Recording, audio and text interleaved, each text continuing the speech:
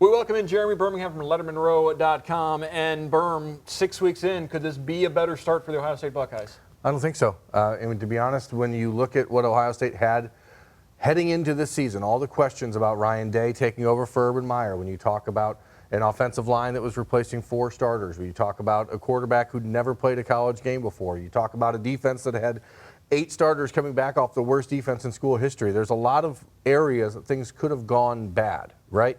And things have gone pretty perfect. The Buckeyes' worst game of the season, they beat a top 25 team by 34 points. They have a quarterback who is in the Heisman discussion, a running back who's in the Heisman discussion, a defensive lineman who's in the Heisman discussion, and quite frankly, their offensive line is the best that I can remember seeing it through 6 games in the season. So no, I don't know how it could have gone better for Ohio State through this point, and now with a week off to relax and try to reevaluate where they are and recoup their bodies, I think that they're in a prime position to really make a run for the college football playoff.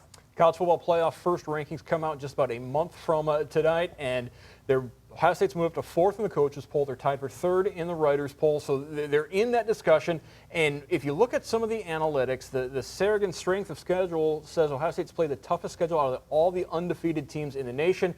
A lot of the analytics are saying this is the best team in the nation right now. Yeah, I mean, the only Power 5 teams Ohio State has beaten are Big Ten opponents. So you have to look at that and say, oh, you know, it's easy to say, well, they haven't played anybody. But who cares? You're playing teams that you have scheduled and you beat them. The Buckeyes may not be playing Power 5 opponents in their non-conference schedule this year, but they normally do. This year just kind of worked out weird. But they're also, it goes back to the fact that TCU backed out of the home and home. Instead, they played the one game, the neutral site in Dallas last year. So that's why for the first time since the 1930s, Ohio State didn't play another Power 5 non-conference game this year because of Texas Christian. But they're also not playing FCS schools. They're also not playing teams. I mean, you know, FAU isn't a powerhouse by any stretch, but they're not a second MAC school or something like that. They've beaten Cincinnati, who's a pretty good team. Cincinnati's going to be a top 25 team by the end of this year. Well, they are top 25 team top now. 25 now, but they're going to stay in there. I don't see them losing again this season. They beat UCF. That's the big one on their schedule. I think that they stay undefeated. Michigan State is a team that has the potential to beat anybody in the Big Ten. And I think that they're actually going to gain something from the game against Ohio State. To be honest, I think that's a team that goes into Madison next weekend with some momentum because they really did play Ohio State pretty well. But that's just how good this team is. And I think that most people realize, looking at the Buckeyes roster, it's one of the 2 or 3 best teams in the country, no matter what way you want to slice it. So whether or not it's a program that is playing the best of the best every single week, that doesn't matter. Alabama has never had to play the best of the best. The last 10 years, they've basically wiped out the SEC, and it's been pretty average. If you're a good program, if you're one of the best teams in the country, the voters are going to put you in at the end of the year, and Ohio State is one of those teams right now. I know we were both impressed with the quarterback play from Brian Lewerke out of Michigan State, as the Spartans really did give Ohio State some adversity. Ohio State struggled offensively in the first quarter, and there was a couple of times where Michigan State was able to move the ball against the Ohio State defense. So all in all, this was the type of game Ohio State really needed to play a quality opponent, not steamroll them. But then in the end, they did steamroll them because, once again, Ohio State blew the doors off in the second quarter. It's amazing the way Ohio State has played in second quarters this year. That's a sign of a good coaching staff. And what Ohio State has different this year between Ryan Day and Kevin Wilson and Mike Yurcich on the offensive side of the ball, those guys are all collaborating, and along with Brian Hartline and Tony Alford, figuring out the best way to attack a defense like Michigan State. And on the defensive side of the ball, the energy that Michigan State had in the first quarter, and then right at the start of the second quarter, kind of got wiped out. I mean, Jeff Hafley and Greg Madison and Al Washington, Larry Johnson are doing an incredible job with the Buckeye defense, and it's a totally different group than what we saw a year ago when you're talking about production. But ultimately, talent separates the best from the rest. And Ohio State's talent, when the chips get down, you saw them turn to Justin Fields, you saw them turn to J.K. Dobbins and Benjamin Victor and the slew of wide receivers. And once those guys get rolling, 300 yards and 24 points in the second quarter against one of the country's best defenses, that sort of just stomps on the throat, I guess, of Michigan State and put it away. And there was a lot of difficulty and challenges in that first quarter, but it certainly was ball game by halftime. And that's, I think right now, it's still one good quarter. One quarter where you don't know what you're doing is about what you should expect from Ohio State every week. every Ohio State game is a production, but when they play under the lights, it ramps it up from a recruiting perspective, and it was a big recruiting weekend. Now, perhaps the photo op was seeing Paris Johnson walk out into the shoe with Orlando Pace, one of the all-time greatest offensive linemen, perhaps the greatest college football player, period, walking down to the shoe with maybe the next Orlando Pace at Ohio State. So that was a big photo op, but Paris Johnson, he's been in the fold for a long time. There was no drama there, but there was some other guys in the shoe this weekend that will really be important going forward to 2020 class. Yeah, Paris Johnson is an interesting character. I mean, he's a guy who spent more, he's been at Ohio Stadium more in the last 2 years than I think I have. I mean, and I've been at every game. So he's there every single week. You've used up all your official visits, I mean, I've used all 5 of mine, but he's there every single week. And you can tell that he's starting to emerge as that kind of face of the class. But what Ohio State really wants and needs in that class of 2020 is another quarterback. And they hosted one this weekend. His name is C.J. Stroud. He's from Rancho Cucamonga, California. He's a 4-star quarterback, 4th-ranked player in the country at his position. And they have a quarterback committed and have had one committed for the last year and a half. But Jack Miller in Scottsdale, Arizona, they need a second guy. They need someone to complement him, because the way the schedule, or the way the roster is set up right now, says that they're only going to have 2 scholarship quarterbacks when they take the field in 2021. So they need to add to this class, and C.J. Stroud has sort of become that guy. He's very close with Julian Fleming, G. Scott, and Jackson Smith and Jigba, 3 of the top 10 receivers in the country who are all committed to Ohio State. They were all on campus this past weekend with C.J. Stroud. It's all about building that rapport and those relationships and hoping that it's enough to bring a guy like Stroud into the mix, even though there's potentially another quarterback with him. So far, so good. CJ's going to come back in November for an official visit, and then you could start to see things really ramp up. So there's intrigue coming on the recruiting trail. Buckeyes have 23 commitments, just added the 23rd last Friday night. Right. Jacoby Cowan from North Carolina, defensive end.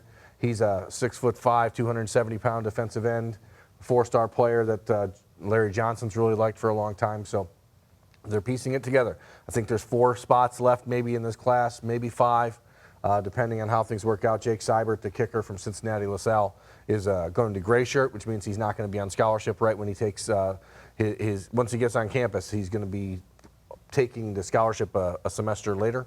So they have an opportunity to maybe get 26 or 27 in this class.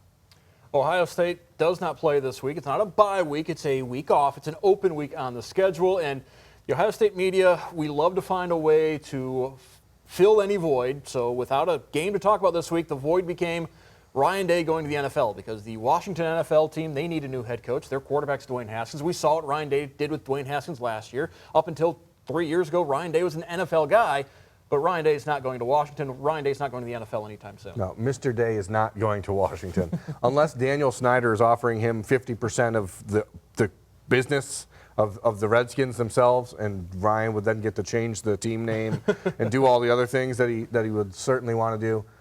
He's not going to the Washington Redskins, and he's almost assuredly not going to any other NFL team in the next year or 2 or probably 3. He mentioned it on Tuesday. 5, 10, 20 years is what he wants to stay at Ohio State. He's got 3 young kids. He loves the stability in Columbus. The financial commitment to him being made from Ohio State. Right now he's in the middle of the pack nationally when it comes to the amount of money he's making. That's going to change in this offseason. You can bet that's going to happen no matter what. But this is a guy that is going to be brought up every single NFL job that comes open. Ryan Day's name is going to be mentioned, and that's just what happens when you have a 40-year-old head coach who is regarded as highly as he is. But this is not a guy right now who's interested in the NFL. This week off coming at a good time for Ohio State. A physical game against Michigan State. A lot of guys that are sore following the win over the Spartans. So having this week off is really helping just get some guys rested, get some guys healthy.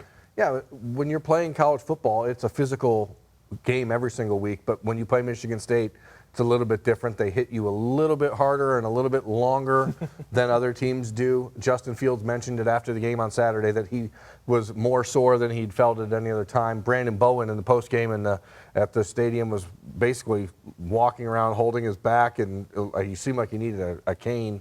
He was so beat up. And Jordan Fuller ended up leaving the game with an injury after his interception, returned late in the 4th quarter. Damon Arnett didn't play in the second half at all because of wrist or thumb. We don't know. It's one of those. Yeah. I know he has a brace on his hand, and he's had one since the beginning of the season. But his Instagram story said on Monday that he was just had a surgery. So, sorry, Ohio State, if you don't want that out, it's getting out. It's on Instagram. It's on Instagram. Real. It's got to be true. So, ultimately, it's about getting these guys a chance to physically recoup and also to keep working mentally on what they need to improve on. They're going to watch a lot of film. They're still going to practice this week. The players get to go home on Thursday, and they're going to get a weekend to go home and see their families and relax before getting back into the swing of things with Northwestern and Wisconsin in back-to-back weeks. And the other nice thing about where this week off lies is the fact that Northwestern game is a Friday game. So it gives them a full almost 2 weeks to adjust to playing on Friday as opposed to Saturday, because college football, like most football, are creatures of habit, and if you're going to change the calendar by 1 day, if you've got a week to prepare for that 1 day change, it's all for the better. Yeah, you don't have to worry about playing on Friday night and then still having to start your week on Monday like you would if you were playing on Saturday. So the Buckeyes get an opportunity to start on Sunday and go through their normal week as they would any other week, and that is huge when it comes to playing in a game that's uncomfortable because it's going to be on a Friday night. It's in Chicago. There's all the new hype around, It'll be an 8:30 start Eastern time. There's a lot of weirdness around it. So anything that the Buckeyes can do to stay inside of their regiment and inside of their normal schedule is a win for the Buckeyes heading into Evanston. Yeah, pretty sure this will be the first time in modern football history Ohio State has played on a Friday during the regular season. There's been some Friday bowl games. The regular season's been a whole different animal. Jeremy Birmingham from LettermanRow.com. Thank you for joining us. We're going to take a quick time out here on College Football Weekly. We'll be right back.